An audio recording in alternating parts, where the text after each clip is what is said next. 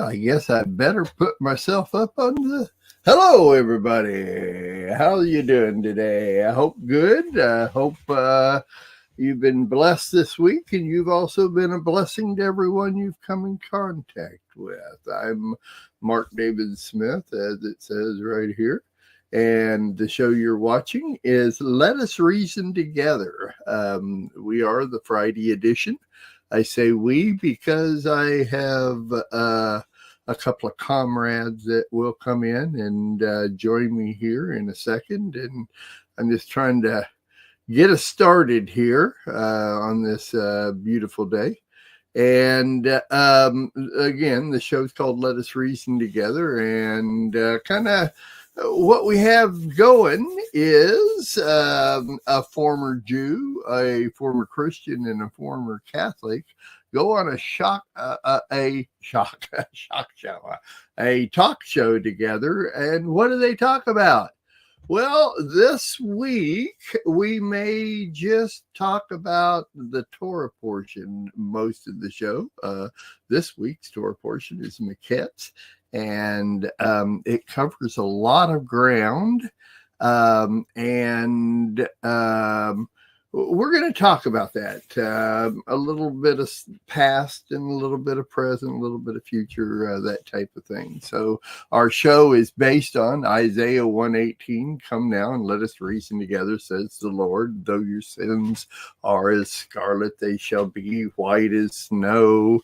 Though they are like crimson, they will be like wool.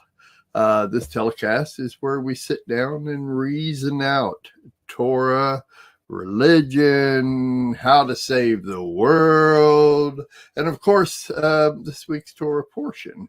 And so join us now as we three midrash and are transformed to the way the Ruach HaKodesh wants us to be, and most likely we're going to have a little fun along the way.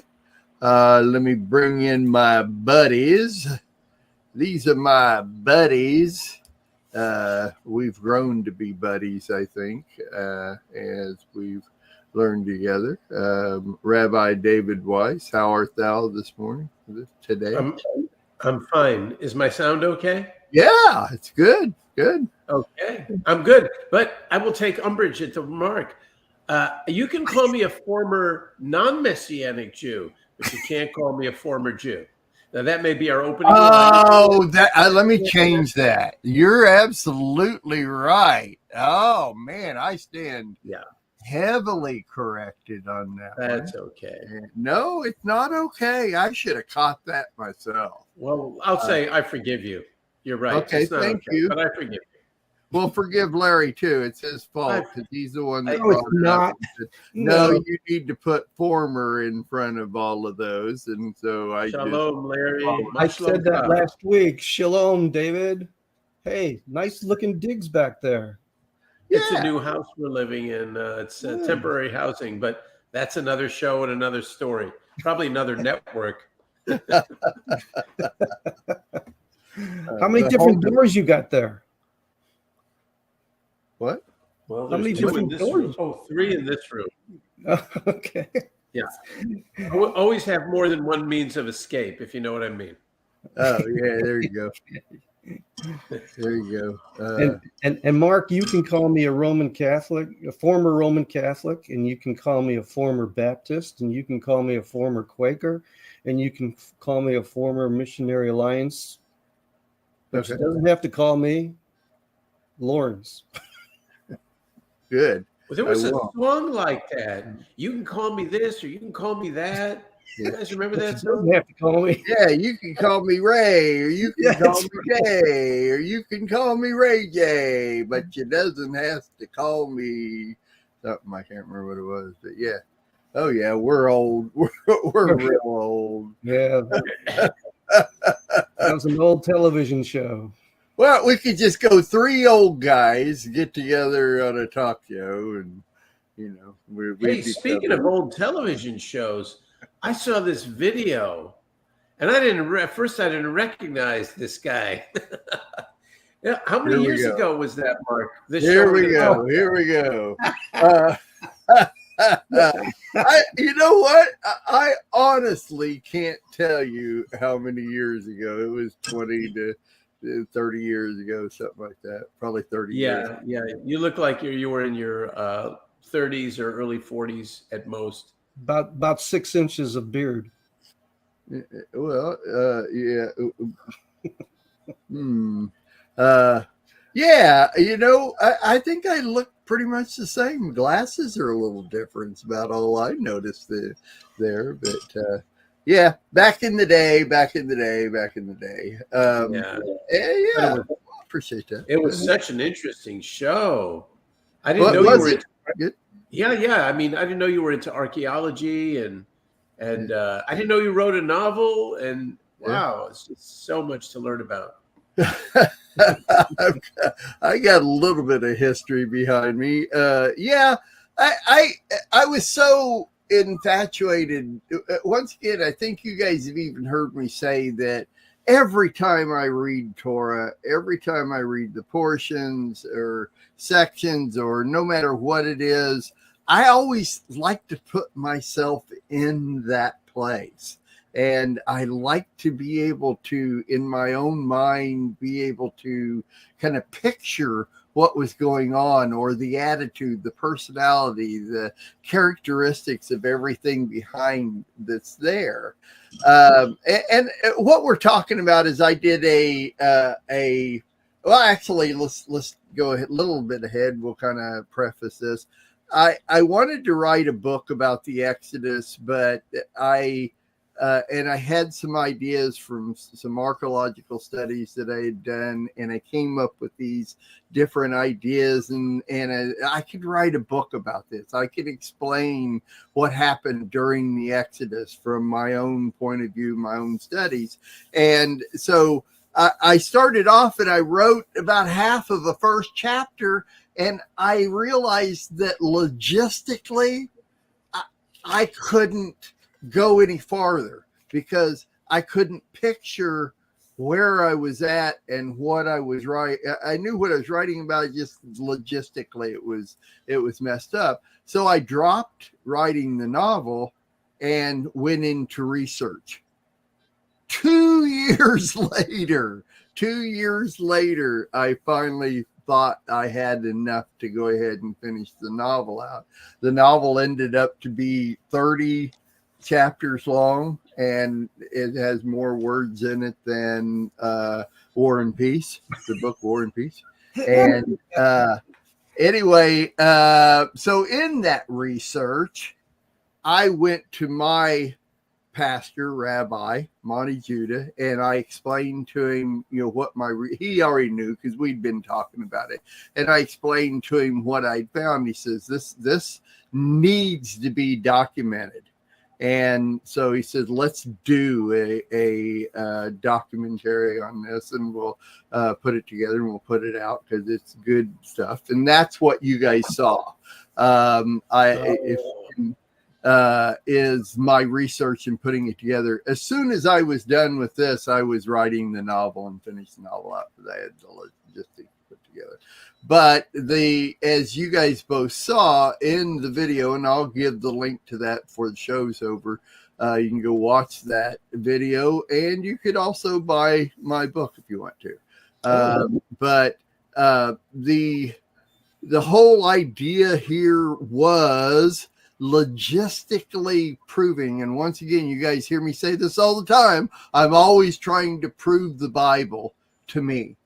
I don't need to prove it to anybody else. I got to prove it to me, and I'm constantly in that mode, and that's what came out of this. So imagine, if you will, that you have Egypt, and most people, I think, believe that the Hebrew people lived right in Egypt, right in the desert, and they lived where the pyramids. Everybody thinks that the slaves were the ones that built the pyramids.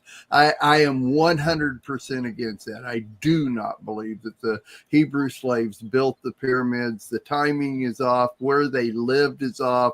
They didn't get down into the bottom part. And so anyway, you saw the pictures that I put together through my archaeological studies and historical studies and Egyptology studies.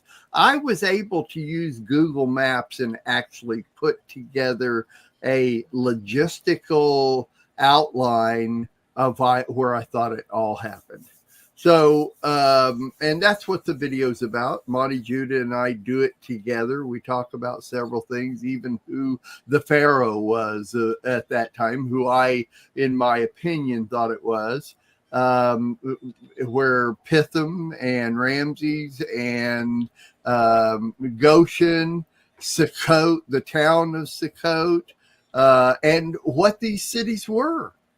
I mean, it's there. It's in historical studies. It's in archaeological studies. It's in the Bible. It's all right there, and it can be seen and found. So if you guys want, I'd like to kind of start off with an overall. I've given my overall of what the documentary is, but would you guys like to come in and give me a little idea of what you thought of anything, what stood out to you in the video that maybe you didn't know before or something like that?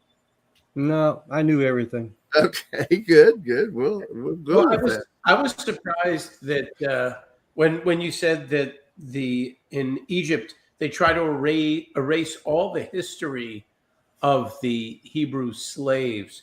They moved these documents or scrolls which wrote down everything, moved them to Tanis, hid them, and it's against the law to even say that the Hebrews were slaves. And I imagined that, like any people that's been conquered, that's been embarrassed, that has been shamed the way they were by the Lord, that the last thing they want is a historical reminder of anything like that. So I found that kind of fascinating that they can't even say the Hebrews were slaves. That was fascinating to me. Archaeologists, I mean, even yet today, archaeologists are given boundaries. They're given outline boundaries of what they can say about what they find. Now, their own opinions of what they're finding and where it goes and who it belonged to, what the time period, that's okay. You just can't publicly say that it ties to the Hebrews. And if you do, you become an outlaw among the archaeologists. So well, they'll stop you from digging anymore in Egypt. They won't. Yeah, and they'll label you and your findings too. As a history teacher for 42 years, I know that archaeology is new every day. I mean, it's been about 10 years since your video, and there is so much new evidence of Hebrews being in that area, and even what Joseph has done. I've got a book called The Pattern of Evidence of the Exodus. I don't know if you can see it. I've seen it. And this I saw his documentary on the TV, Patterns of Evidence. This book details all his interviews and stuff like that, and it is amazing. The textbooks that we teach from are like 40 to 50 years behind in evidence, and I was always bringing that out to kids, my students, and they would come back with, well, that's not what the textbook says. And I was constantly telling them, well, this was found just last week, or this was found just within the last year. So there is so much new evidence since what you said. I found it interesting that you talked about Avaris for like a second, didn't you? The settlement of Avaris.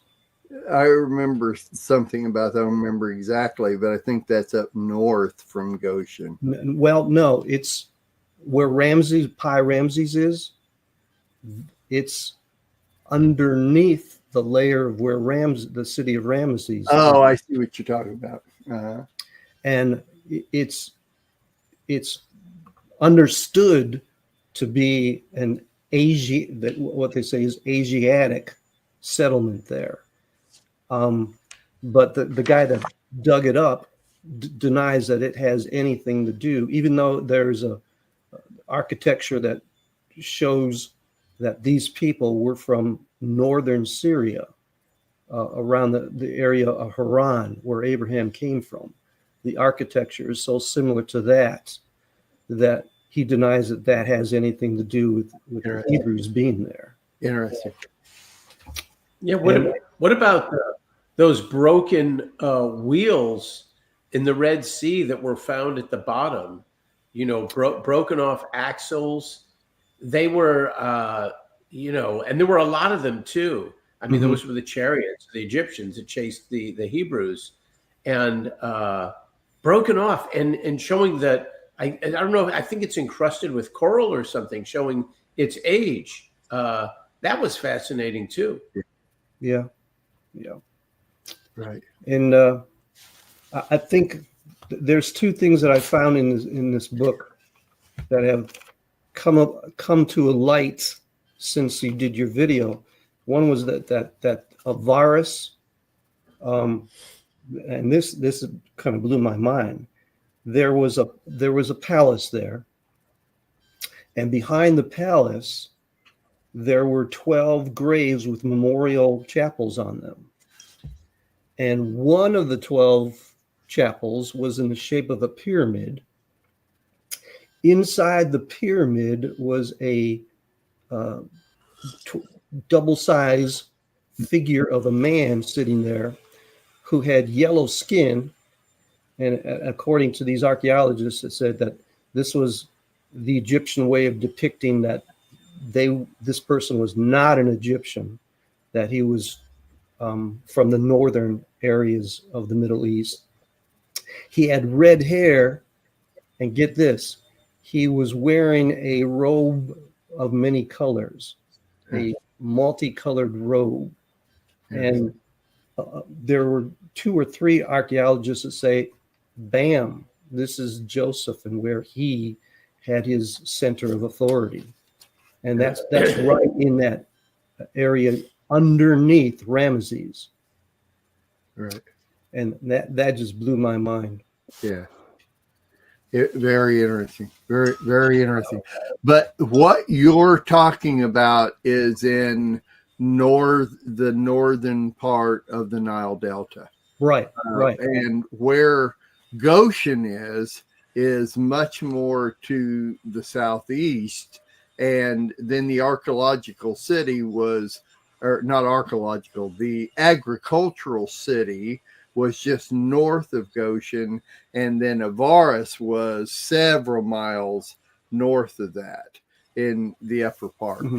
I remember now what you were talking about, and a lot of that is still there, and they're finding it. Whereas in what's Goshen and the agricultural city is just ruins, and they don't find very much. It's almost like it's been cleared out, and leveled off, the whole thing. So interesting. Well, I'm interested in what you think of the canal system. For instance, this was probably my biggest find. As I studied over the Google Maps and then looked certain things up, I came up with my own opinion about how it was Joseph that had created the canal system within the Nile Delta. And that had to do with the 7 years of plenty. Since God did show him, I believe God showed him that the famine was going to be all over the earth, and because of Joseph's dreams, then he was going to have to supply the earth with food. And as you look, I'm not so sure. I didn't actually get this together. I wanted to show. Hold up, I've got it right here.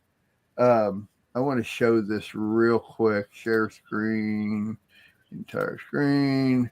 Let's take a look at this. And I just want to get an idea here so that you understand. This is a section of Egypt, and this is the northern part here with, it's kind of like a triangle, and that is the Nile Delta. And it is the most fertile land in all the world. It's interesting because it flooded out every year. And so they couldn't really grow anything. Well, if Joseph was going to have to feed the whole world, he wasn't going to grow anything down in the desert. So but it flooded, so they couldn't grow anything in the Nile Delta. And I believe he engineered the canal systems that we see today to do this. And once I had done this, actually, I came up with the opinion of this. I was searching it out, and I found 5 other people that also thought the same thing, that were also teaching the same thing. So, how did they date when the canals were built? Like, what do the historical records say about when they were built? Well, there are some, and if you look close, if you go to Google Maps and you look real close at a lot of them, you can see the technology in some of these. Some are very advanced canals with damming systems and rerouting tributaries, rerouting systems, all kinds of different things. And then you find some of these canals that obviously almost look as though they're so old that they look like rivers, but they're not, because they are like straight. In other words, they go straight, they go off straight, whatever they do, they're not just weaving through the land so much, because the land is not that hilly. It doesn't have that many different areas to it, up and down areas to it, so heights to it. And so I couldn't find it. You could find it up to, like 1,000 years. You could find, some dates on some things that they knew, but then there were some canals they had no idea what the date was on there to them. But like I say, the only thing you can do is hopefully you can get witnesses to what other people also agreed to, that, that it was done by that time, or there was nothing before Joseph's time. But you see, that's even hard to date sometimes when Joseph was around. The best dating system is through the pharaohs. So. They had the technology to build stuff like that. I mean, if you can build those massive pyramids, you've got the engineering technology to do it. All you need is someone to come up with the idea and say, do this for me. And obviously, that's what happened. And the idea to backlog the flooding into the canals so that can be used later, that's brilliant. Yeah. I think because Egypt was such an expansive culture that encompassed so many city-states around them, tribes around them, that they would have, even by the time the Hebrews grew into a slave nation for them, that they would have already had other slaves there at the time. Even when Joseph ascended to second in command, they would have had lots of slaves to, that would have done the backbreaking work. Well, that's how Joseph got down there, as being traded as a slave. So obviously that was part of the commerce there. Right. Well, they had, okay, we're taking 7 years of famine. then there was going to be 7 years, 7 years of plenty, then 7 years of famine. And when Joseph knew all this was going to happen, I believe the Lord, gave him a vision, showed him, more than just the dream so he could put it together. And of course, we know the Hebrew people are very engineered minds anyway, and so are Egyptians. It's been proven that the Egyptians have come up with some amazing engineering feats in history. And so the two of them together, putting things together, because I believe that even though the Hebrew people lived in the Nile Delta area, the southern part of that, they must have had the Egyptians, help them build these canal systems through there. And so, like I say, it's more of a Joseph, yes, engineering them, but knowing what to do to make sure that the water flowed in a certain area. For instance, why was the Nile Delta the most fertile region on the planet? And if you look, the Nile River is the only river that flows north. It flows north through the desert to the Nile Delta, and all the minerals and everything that's in the Nile Delta, for some reason, I have no idea why, all cultivate in the in the Nile, going to the Nile Delta, spreads out through the Nile Delta. So. Well, that's one of the longest rivers too, and it starts up in Ethiopia, in the Ethiopian highlands, and that's a long way to be collecting all the minerals from all along there. So it's dumping place. It's got to be a very fertile place. It's fascinating too, because look how long it is. Now, I don't have a sense for miles, but it's over 800 miles. And the equator. No, it's not. It's over 8. Kind of like the Mississippi. No, it's over 4,000 miles. Yeah. That's like the first cataract there that you're showing. Right. There's a whole bunch of other cataracts to the south of that. And that was one of the defensive mechanisms that they used. They were protected from invasion from the south because of all those cataracts. Those were mean. Tell me what a cataract is. It's like a falls, like a rapids that you cannot get through with your boats. Right. And of course, you have the Reed Sea over here, and everything they did. So, and I've got better maps of it, but well, first of all, let's take a look. We've established that this is the Nile Delta. This is where they put it all together. But also along here, you see this ridge here where the desert meets the Nile Delta.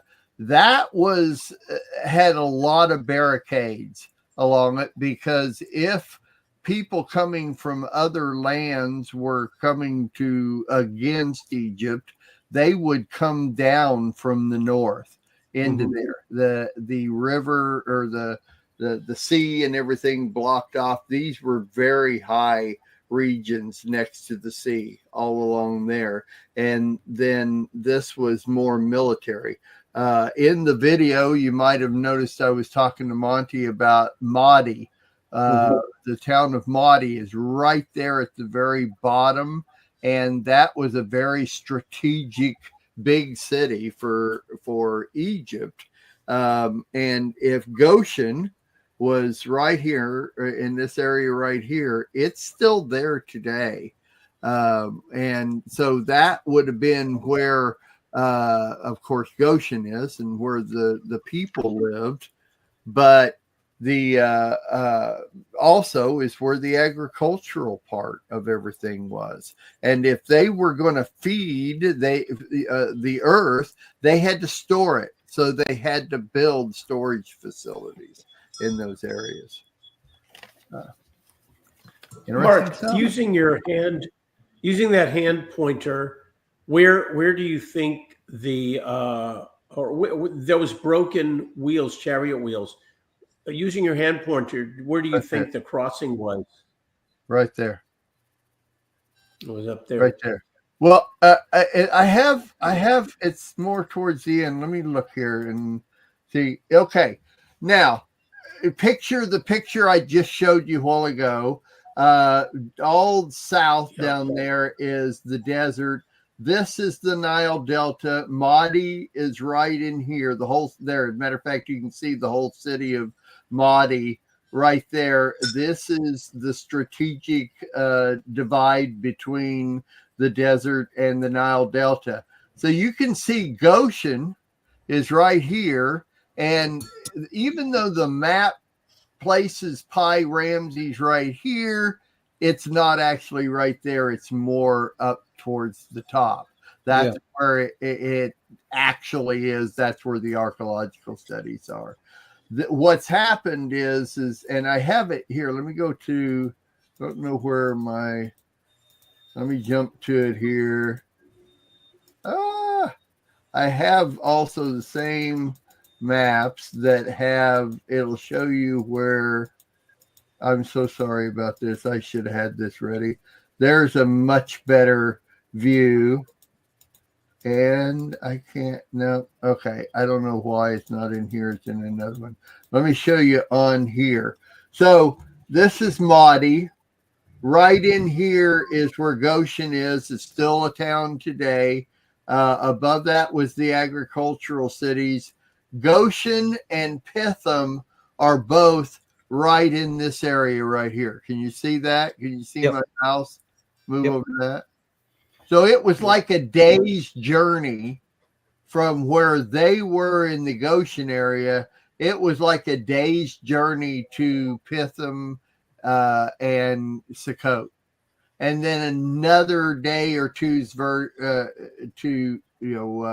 journey to the Red Sea. Now I know this is the Red Sea down here, but they did travel like this. Now, as a matter of fact, I think this is even maybe where they crossed is there, and that may be where your wheels are and the other things that they found when they crossed.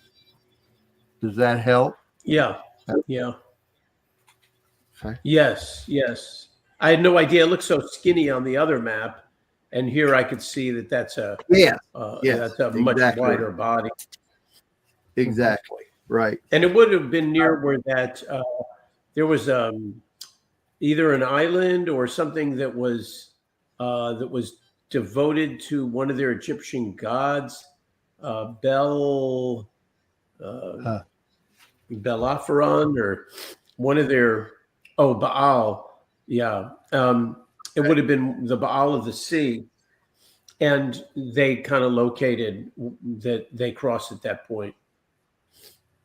But I'm not sure where that is on the map. I don't either. So I'm not familiar with that at all. I don't know where it would be. It wasn't part of what I was putting together. So this is a little bit of an offshoot question, but some say Mount Sinai is in the Sinai Peninsula. Some say it's in Saudi Arabia. So what did any of your research hit on Mount Sinai? Yeah. I mean, I've done separate research, not for this because it had nothing to do with, because my book stopped at the crossing. They got up to the crossing, and that was the end of my book. So I didn't research anymore. But from what I understand, the Mount Sinai is in the region right in here. Do you confirm that, Larry? Are you familiar with? That's the way I understood it, because when they went across, which I think they went down like this. They went down, and Mount Sinai is more in that area right there. Well, Mount Sinai is the same as Mount Horeb, Okay. and that's in the Arabian Yeah. Peninsula. Okay. So Which is not where this is. no. Okay. Well, I'm wrong. That's not my area of study at all. So it took them a while to get there. Yeah, it really did. I know that. So anyway, well, And it should have been, what did Moses? Moses said it would have been a 3-day journey. Yeah. Yeah. Well, they had to But what's get that, to. Mark? This is an archaeological study that somebody drew up of what they believe the agricultural city was north of Goshen.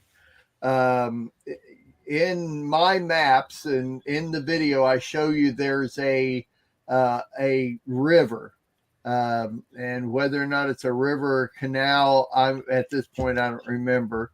But where Goshen was to the east and down from the river, and then there was an aqueduct system built in, and they have archaeological proof there was aqueducts that was at the very north of Goshen, dividing Goshen from the agricultural city. To put together everything they had to do to distribute food, to store food, to grow it, to make it go where they wanted to, they literally had to build an agricultural city, and that's where the slaves worked. The slaves didn't work. The Hebrew slaves didn't work in Goshen, but yet they had to be at work every day. And so they built and you're talking about the bricks and what they're building and all this, what they were building was the agricultural city. And even though Joseph had the dream that it was 7 years of plenty, 7 years of famine, in his mind, I believe that they were going even farther than that. And if they could turn the Nile Delta into a major agricultural place, then they could keep on going. So they were literally building a city in the Nile Delta when they left Egypt, because God brought the plagues in from there to get them out. Mm-hmm. So this is a map I found that was made by somebody else that actually confirmed what I was believing too. This is something I put together. This is that river that you saw in the map before. Mm-hmm. You see right here, the river there. This is the actual Google Maps. There's the river. So this is Goshen. It's a city. This is an aqueduct system that divided Goshen from the agricultural city where they were building. That's the building they were making when they were making the bricks. And the aqueduct system that helped them maneuver everything. They think they found another aqueduct system even higher up in there that worked differently from, and I don't remember, it's been so long now, but out to the west of the city, they found massive storage bases. Not buildings. They didn't find any architectural studies or anything, but they found bases of areas that they believed that buildings were built on, and those buildings would have been storage facilities, because you have all of this on the outside area that is growing land and all that. So you've got areas, real high mounds here that don't have any growth on it at all. They believe was possibly the mud that they needed to use to build the bricks, all that type of thing. So this is that long straight line. Oh, that long straight line that goes. Yeah, is that a canal? Yes, it is. Canals is their transportation system. That's how they brought the harvest into the storage facilities, and it's also how other people came from other countries to buy their food. Is they would come in through the rivers and travel across the land. But of course they were limited because Egypt was very aware of any spies or people coming in that wanted to come against them. So kind of like our southern border should be. Yeah, like that. Like, the dictator that's going to take over the presidency. Yeah. Right. And then there was my last one. I've got other pictures here. There's the Nile Delta, Goshen, Ramses.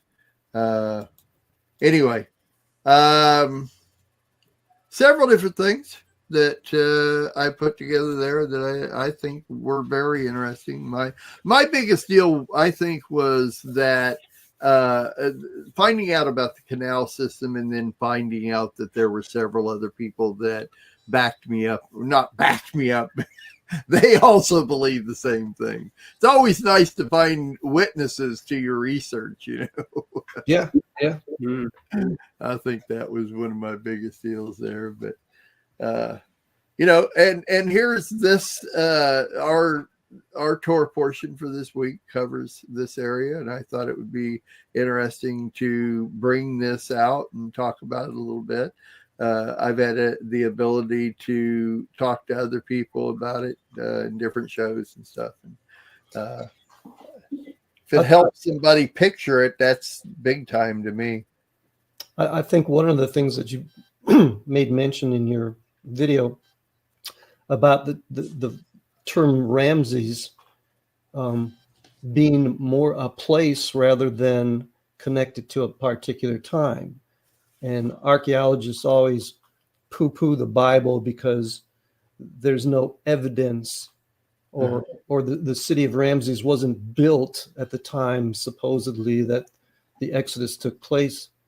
And a lot of the archaeologists have pointed out that, like you said, is connected to an area, not a particular time. It's what is called an anachronism.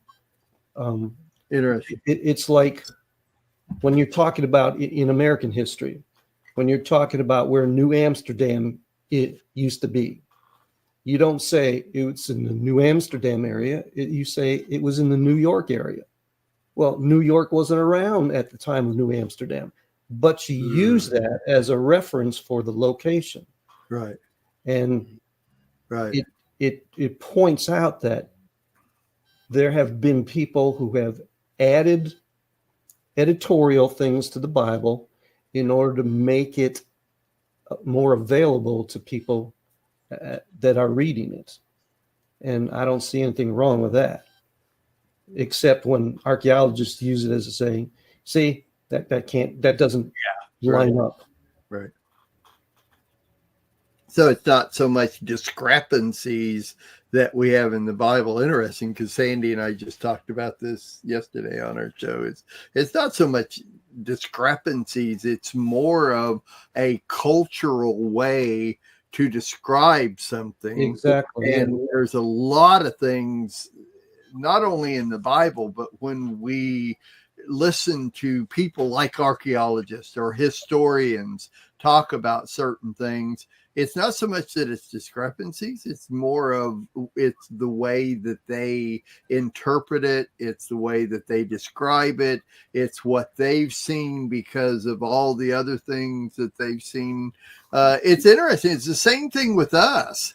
I mean, we all come from different backgrounds, And then when we come into a new way of thinking, like if we come into our messianic understanding, and we start learning, we start from that point on. Now we're seeing everything from those colored glasses, from that understanding, and it's layer upon layer upon layer. And there's so many things in it, especially with this story, to me, that's just absolutely amazing, because we're taught in our Sunday school classes, certain things. We're taught by certain churches and certain teachers these certain things, but it doesn't always line up. So we need to go in and research it and understand it. I would have never done it if I hadn't wanted to write this book. And I'm glad that I did, because it changed my whole way of thinking on the Exodus from Egypt, which was huge. Of course, my rabbi back then was Monty Judah, and his whole big thing is the Exodus. So, it fascinated me all the time. Mark, you said near the beginning of the video that there were 3 times that God changed or manipulated the functioning of the earth. One was when the sun stood still, and I'm guessing that's when they were carrying on a battle. And then there was the flood, and then there was the famine over all the earth. Has your mind changed or expanded at all since you become messianic to believe there may be other times in those 3?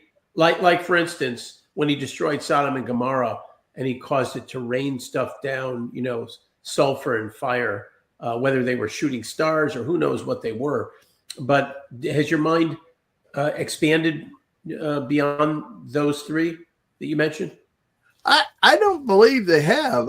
My reference was more to everything happening on the earth at the same time.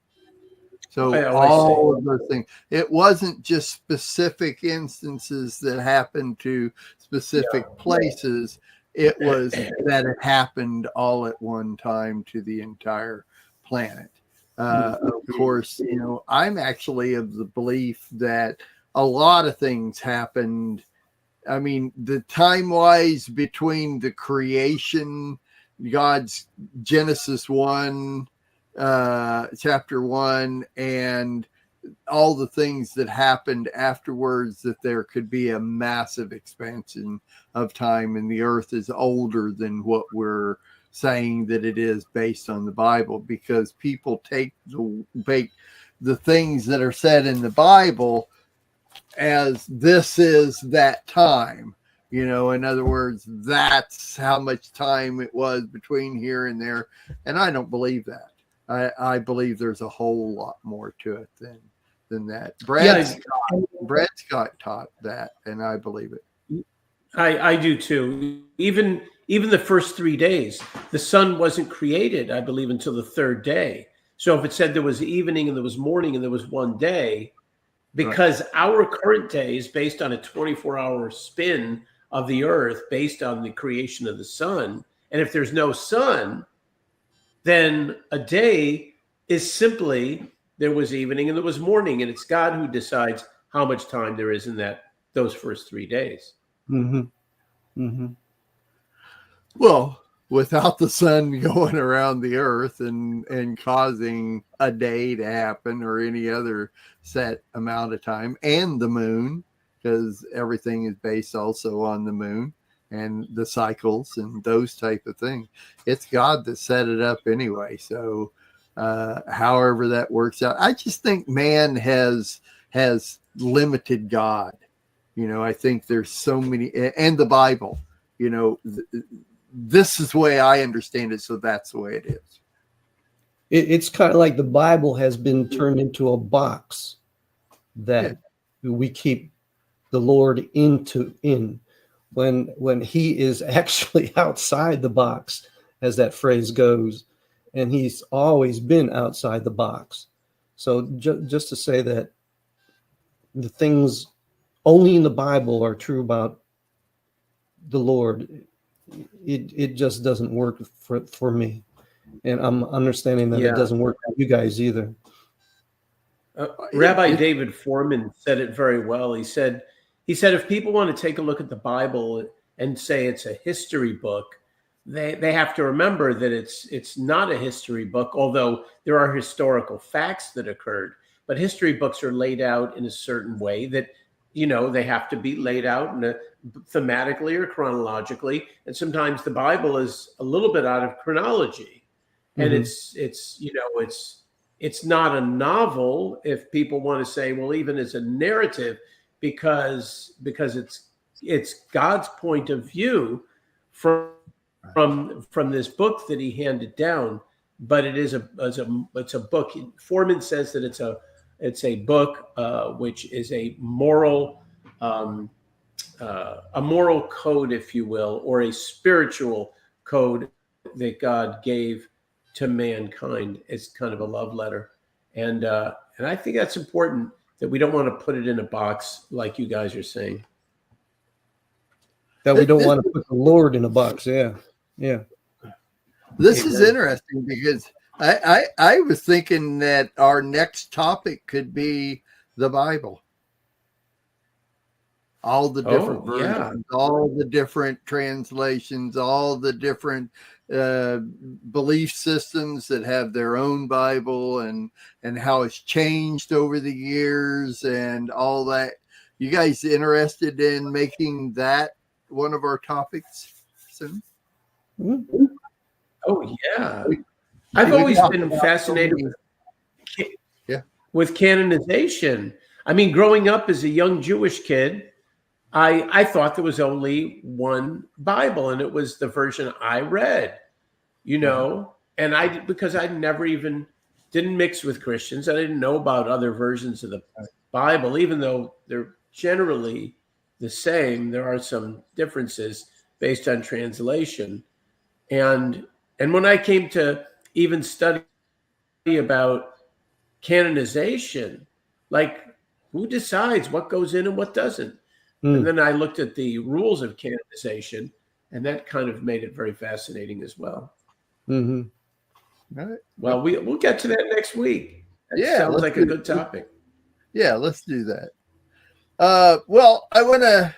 We still got a few more minutes before we jump over to the Torah portion, which of course we're already on the Torah portion. But I want to show here, if you don't mind, I'll hello. Oh, okay. Share screen. It takes me so long to put this together.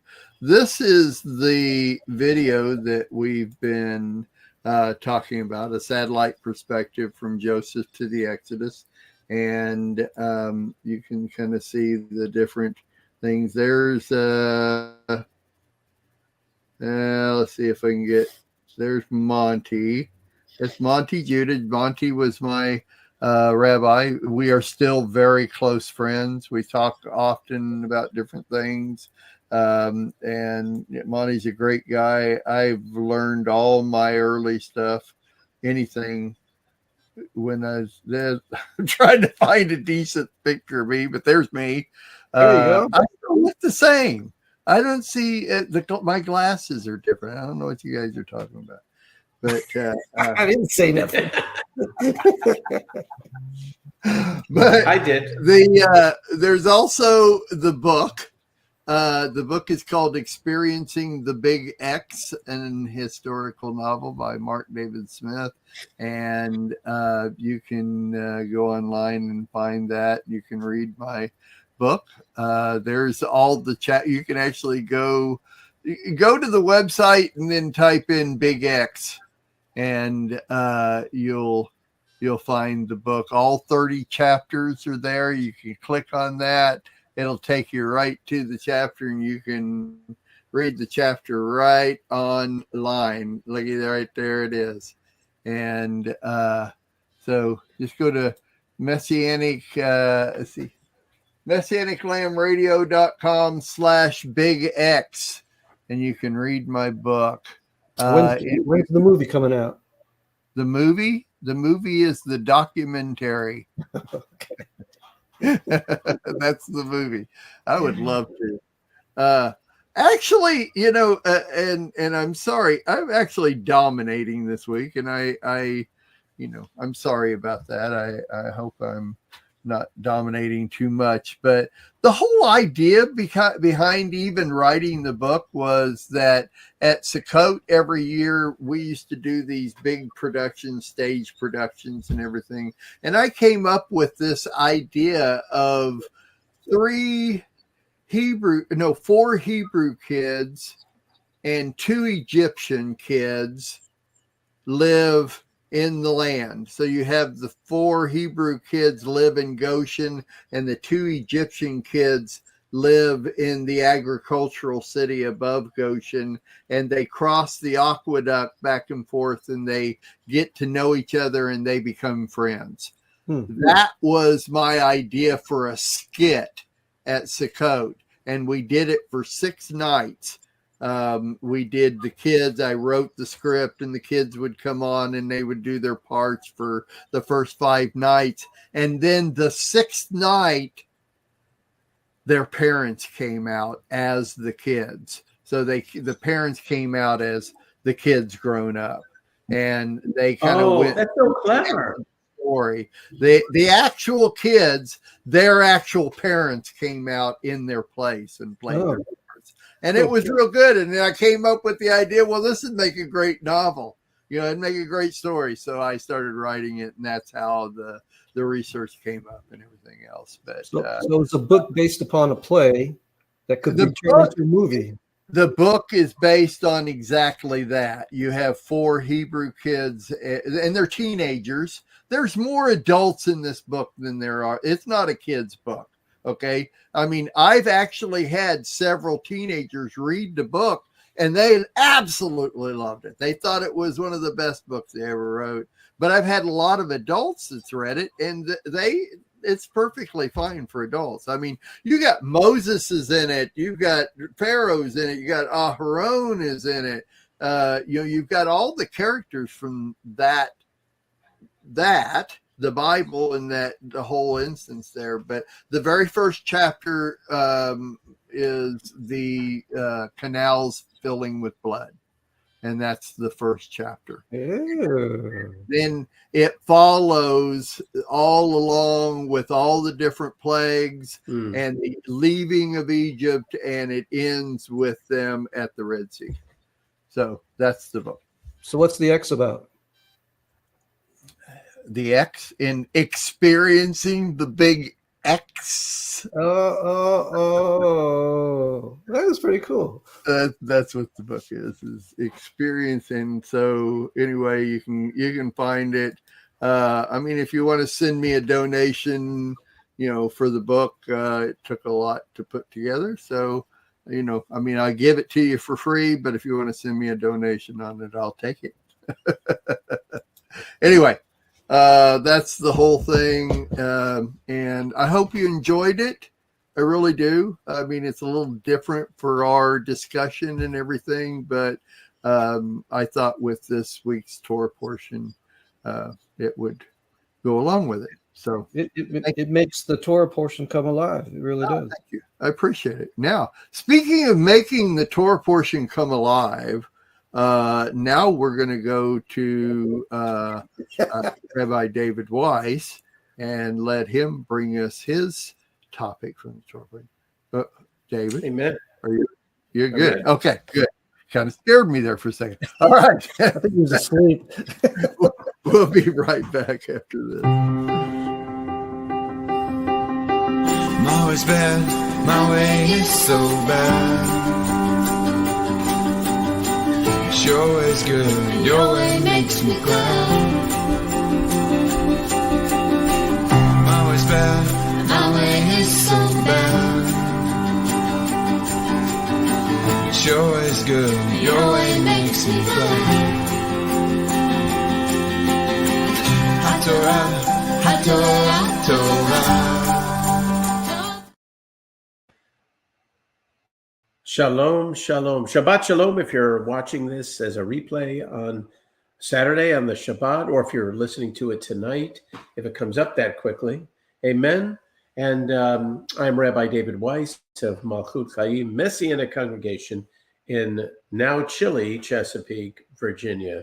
And I bring you greetings. This Parsha this week called Miketz, Parsha Miketz, it covers Genesis 44 to 47:17. And in it, we find that that Joseph comes basically, it's the last Parsha had ended with Pharaoh's dream that nobody could interpret. And so this now brings Joseph in before Pharaoh to interpret the dream. He's made second in command, and it paves the way for the world to be saved because of Joseph's prophetic suggestion about building these grain silos and feeding the world. It's quite beautiful. And the Lord is mentioned, of course. But what I want to talk about today is prophetic gifts. And I want to tell you a story first, a real quick story. I was a high school teacher. I taught psychology in the schools as well as English. And one day I just wanted to start off with a discussion from which I was going to bring in a concept. And I said, if you could be granted a gift and you either had to pick that you could fly or you could be invisible, which would you choose and why? You could fly or you could be invisible. And what happened is like when I said to the kids who chose, they chose flying, it's like so that I could feel like a bird, so I can go to various places quickly and not have to depend on cars and transportation and just feel free like that, flying in the sky. When I asked the kids, well, why would you want to be invisible? Not one of them had a good purpose, a good reason. Like, for instance, well, so I could go rescue hostages and do good things with my invisibility. Invariably, the reasons were always criminal. So I can punch people that I've always been against and they won't know it was me. Or so that I can go and take things and not be caught. And like, I thought, wow, well, anyway, the reason I'm telling this story is because I'm going to relate prophetic gifts in that way. We have Pharaoh's own soothsayers and fortune tellers who I believe that they had some type of gift. People can have gifts that are supernatural, that they don't use them for good purposes, and no good can come of that. I have always wondered, why do they have those gifts? God is sovereign, and of course, he wants all people to come to him. And so when we think about the prophetic gifts, I think back to the time when Joseph brought his dream to his brothers. And I have to totally rethink, after even studying this year, this particular Parsha and the life of Joseph. I had to rethink. I used to think that Joseph was kind of unbridled when he told the dream that the brothers would bow down to him. I thought he's bragging. They have different mothers. He's doing one-upsmanship.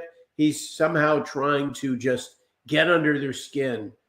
But I had to rethink that, because the only thing that Joseph did that was maybe not quite, wasn't a mitzvah, was when he brought back a bad report about his brothers. And that had nothing to do with his prophetic gifts. But when we find Joseph giving prophetic dreams, God gives him these dreams, and they're always used for good purposes. I don't think that he meant harm when he told his brothers the dream. I believe he was more in wonderment, and they already had kind of aught against him. And so they looked at his prophecy in a way that makes us think, well, maybe Joseph was bragging.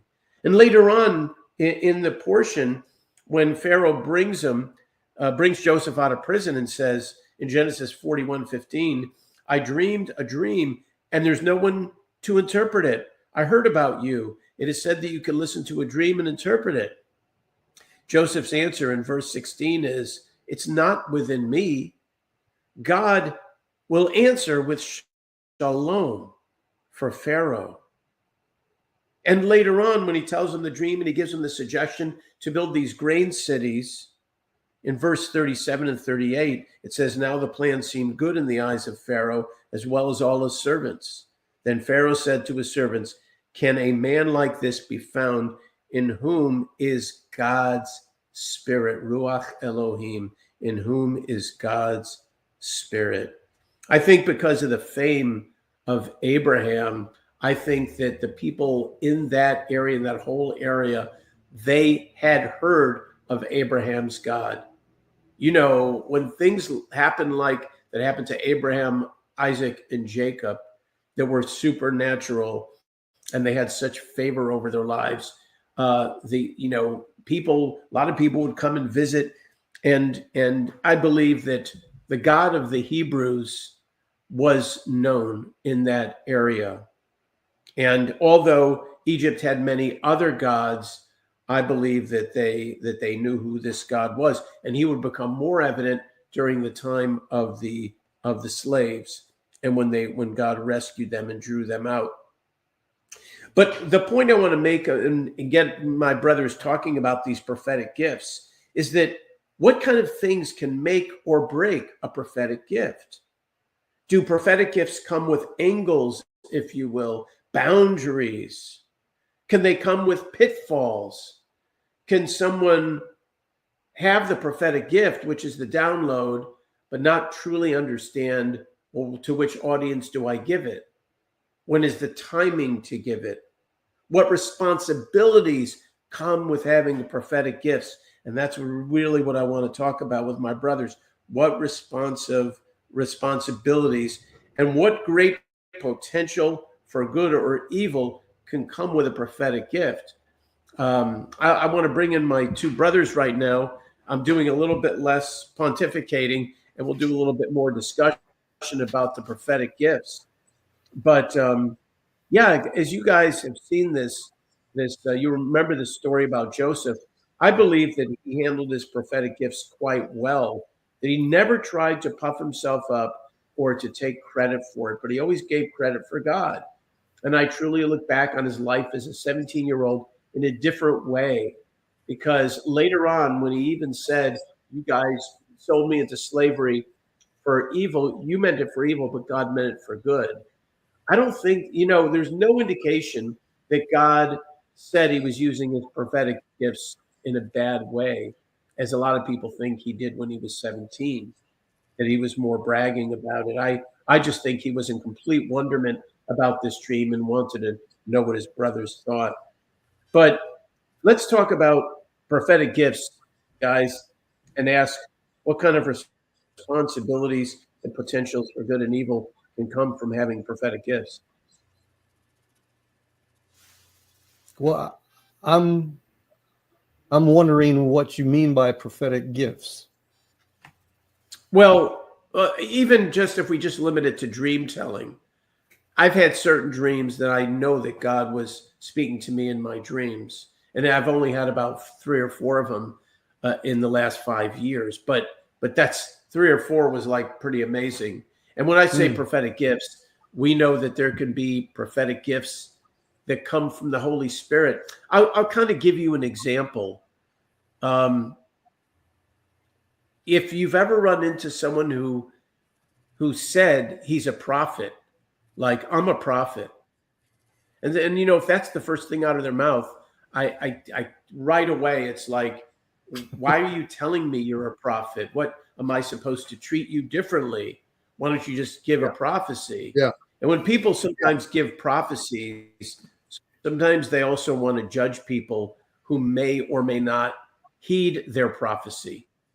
What if somebody gives a prophecy and everybody's looking around going like, it doesn't feel right to me. I don't receive that. I mean, do some people say they're a prophet or say they have a prophetic utterance, but nobody agrees with it? So by prophetic gifts, I mean words of knowledge, foretelling, prophetic dreams, and the like. Yeah, I get it. Well, I'm kind of turned off with the prophetic stuff that's all over the internet. I mean, I switch on, like I looked up the video that we were talking about in the last session. And, you know, you scroll down and there's all these other things, and there's prophets all over the place, the prophetic. And you look at the dates for these videos, and so many of them have not come true. And to me, that just discounts them completely. But they've got that label as being prophets, and I have cousins and relatives that's, you ought to listen to this guy. He's a prophet. He's it's like I got a problem with it. I myself have not experienced anyone who has given a prophetic word in all my walk. So I don't know. Well, David, you're being a congregational leader, and you have for a very long time. You've been a part of other, and you still are a part of ministries that respect you, and you and Juanita are part of the board of different ministries. You've been around, you've seen a lot, and I have too. I've been a part of major ministries and the different services behind ministries and conferences and things like that. And we know, and Larry, you have too. You've been to conferences, you've been to different synagogues or congregational things. And there are people that will come in that you don't know, you've never seen before, and all of a sudden they're in your midst of a service or what, and they stand up and they give a prophetic word, or even speak in tongues and give the utterance, or whatever they do. Over the years, in the early days, not understanding, but understanding, you know, what was going on and everything, I was a little bit more open to it. But I've grown so cold to so many people standing up and saying, the Lord told me to tell you, or thus saith the Lord. Mm-hmm. And the majority of the things that they say, they're either so generic, anybody could have thought those things up. They didn't need to be from the Lord. They're just straight from the Bible, things they read that morning, or whatever they prophesied never came through. Yeah. You know, that after a while you get this cry wolf syndrome. I have the cry wolf syndrome. That's fine. You want to give a prophecy, give a prophecy, and please don't be offended, because I'm not interested until I see it come to pass. Mm-hmm. You know, because we're really not even supposed to respect these people until it comes to pass. The only people that you're going to respect, or that I respect in this, are people that I respect, people that I know personally, people that I believe possibly have this gift, and for the most part, what they say comes to pass, and that type of thing. But I don't think we have a whole lot of people that are walking out saying, okay, in 10 days, this city's going to have an earthquake. You know, we don't hear of this a lot these days. So I'm just a little leery. I'm a lot leery. No, I'm completely I don't trust anybody anymore. And it's really hard, because I have lived a life of hearing those things. And now I have the cry wolf syndrome. You know, be crying it, because I am not going with it. Anyway, David, go ahead. Yeah, I want to refer to 2 points that are important. First is that if we're truly going to follow a biblical model of how to deal with prophecy, there has to be a group of people that will judge the prophecy, people who are respected in either in the movement or in the local congregation. And that means, and if we follow the rules of the Bible, if a prophecy is false, if either nobody accepts it or it doesn't come to pass, we're supposed to stone the person. I mean, that's what the Bible says. God says, stone the prophet if his prophecy is false. And so for the person who said that the world was going to end in 2012 or Y2K, I mean, why didn't they stone him?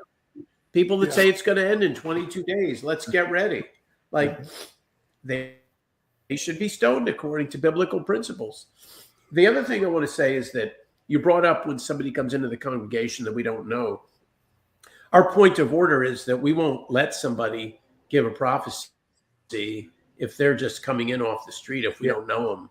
They have to be somebody that's been with us for at least 6 months, that is either in process of becoming a member or has been with us long enough that we get to know them.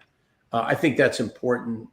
And we have to understand too that prophecy, true prophecy comes from the Lord, but it's going into a human vessel, and human vessels are fallible.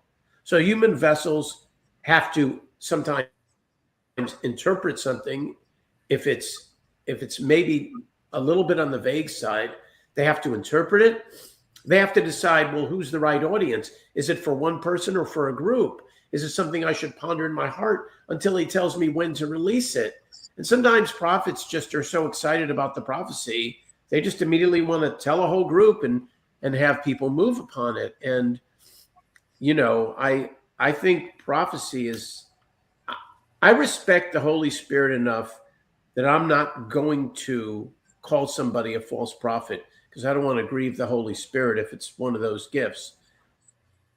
But I'm not afraid anymore to say, I respect you, brother or sister, but I don't receive that prophecy.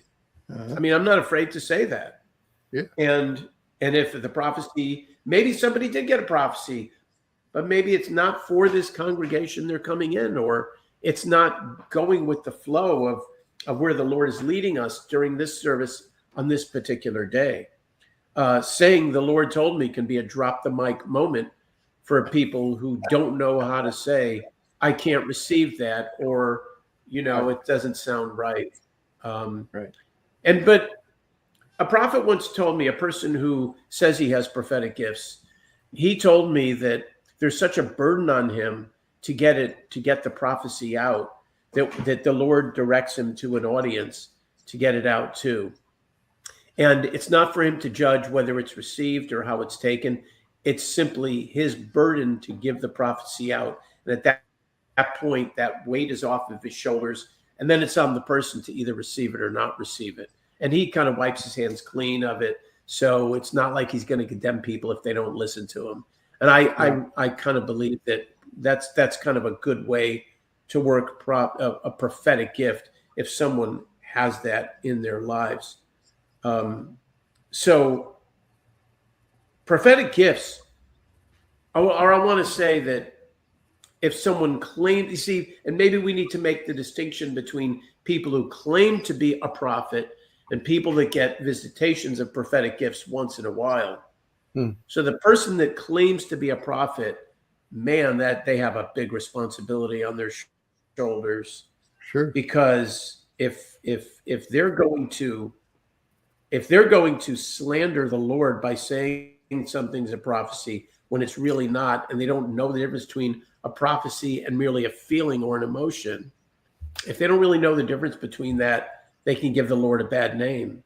And they can make people say, like, why would I want to be a believer when you're crazy? You know, if you represent believers, they have a big responsibility if they're going to call themselves a prophet. And for people that have prophetic gifts, they shouldn't own the prophetic gift so strongly that they're going to be personally offended if somebody doesn't receive it. You know, I think there's some kind of rules, if you will, responsibilities. They have to understand the pitfalls if they're going to be using this prophetic gift. Yeah. Well, I think we've all met people that are so spiritually minded, they are no earthly good. I mean, I have known people that they live in the spirit. They live in the spirit world because they think that's what the Lord wants us to do, is to be in the Spirit all the time, and that type of thing. And I find those people find it no problem at all just walking up to you and telling you, the Lord told me to tell you this. The Lord told me this and this. And they're just people that they don't live in reality. They live in a spirit world, and they think they're getting these things, but they're out of balance. They're so out of balance. And I've met several people like that. Mm-hmm. And you just have to be aware of them and live with them. You just have to be kind. Yeah. Anyway. Yeah. So Larry, I'm cutting you off. Go ahead. Yeah. Well, let's. Oh, go ahead, Larry. I was going to say, then you have the people who, if they get upset with certain teachings and stuff, start using the false prophet label, and that just blows my mind too. That people, I know several, let's say big name teachers that have been accused of being false prophets. Huh? And just had their name dragged through the mud because of the concept of the prophecy. It's like, where did that come from? If you disagree with someone's teaching, that's one thing. Show me how it's wrong according to the Bible, but don't label someone as a false prophet just because you disagree with their teaching. Well, some people think that they're let's bring it back to. Yeah, let's do. Yeah, we can get way off. Go ahead, brother. Okay, I was going to say, let's bring it back to Joseph, because we only have about 6 minutes. I thought about that earlier. Yeah. So, what did Joseph do that showed that he was a prophet that was under God's sense of order? What did Joseph do that was right that today's prophets can take a cue from? Confidence. Yeah, he didn't go out and say, "Hey, I've got a dream, guys." He waited till someone came to him and asked about it. He wasn't boisterous about it. He wasn't like, "I'm the prophet, you need to listen to me" type thing. And he seemed to have, to me, if I met him, I would think he had the countenance of God on him. Mm-hmm. That's why I would have, I don't know. I probably would have trusted him for, I don't know. Is that what you're looking for? Is those the answers you want, David? I don't know. Those are good answers. I think that his prophecy, it came in stages. And so first, when he interpreted the dream for Pharaoh, it was received by Pharaoh. If Pharaoh hadn't received it and said, "That's crazy," put him back in prison, he would not have told him about building the silos for grain. So it was received. So I think when there's a prophecy, the intent of God is to be as much on the person who is receiving the prophecy as it is on the one who's giving it. And because it was received by the one in charge that Joseph was brought before, it meant that Joseph could continue with the wisdom that God gave him. So he went from prophecy of interpretation, if you will, to the wisdom, knowledge, and understanding of how to deal with it. And he wasn't even trying to put himself in the position. He said, "Let Pharaoh appoint a man who can do this." He wasn't expecting it to be him. Yeah, I'm with you. Yeah. It's humbleness, for one thing. I think a prophet needs to be humble and not arrogant. Oh man, that is so true. So true. Well, look at all the prophets and what they were told to do by the Lord. Like run around naked for a couple of years and laying on your side for a couple of years, and you got to be humble to be able to do stuff like that. And say, it's the Lord telling me to do this, really, It's like, whoa. Well, What do you guys think of the notion that in the days of the Bible, all prophecies were about bringing people back to Torah? All the prophecies were about what would happen to Israel and how people were to be brought to God. You know, Absolutely. today there's prophecies about America, but it has nothing to do with Israel. Do you think there's a notion that the prophetic gifts should always bring people to service under God? I do, and that's one of my bookmarks of checking out these people on the internet. Are they bringing people to Torah? If not, that's good. That's good. Yeah, that's a good way to look at it. That's just a part of it. And if we're not using the Bible as our reference, you know, then of what it should be, then it's like everything else. We're just making it up as we go along. Mm-hmm. It has nothing to do with the Bible. So prophecy outside of the Bible and outside of God is just the world making stuff up. Mm-hmm. Mm-hmm. That's my opinion on it. Let's put it that way.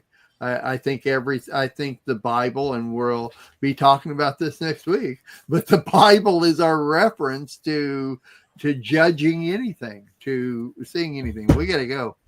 We're done here today. So wow. I love this time together. I do too, man. Real big time. Appreciate it. Yeah, no, I agree. I think it's a world that has to be not regulated, but your antennas need to be up all the time when you've got people that want to be prophets around. What? Oh, want to be prophets. Oh, did I say that? Yeah. Wannabes. Want to be prophets. Yeah. There you go. Okay. All right, we're done. We're good. Thank you, David, for bringing that. That was very good. It always gets us to thinking stuff that we wouldn't think of normally. And so I thank you, brothers, for spending this time together. And so I want to let everybody know that if you want to watch this again, or you missed most of it, or you want to tell somebody about it, go to lambnetwork.tv and go to the on-demand section. You'll find us there. Remember, we're on Friday. And so there you go. Anyway, so thank you all for joining us. We'll be back next week. I think we're going to talk about the Bible next week. How about that? There's one for you. All right. We'll talk about the Bible next week. David, Larry. Shalom. Shavua Tov. Shavua Tov. Shalom. God bless.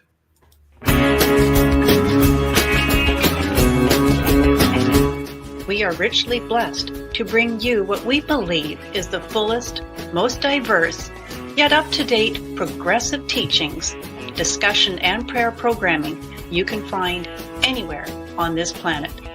Be sure to take the tour of the MessianicLambRadio.com website. I'm Susan Hugi, thanking you for joining us on the Messianic Lamb Video Network.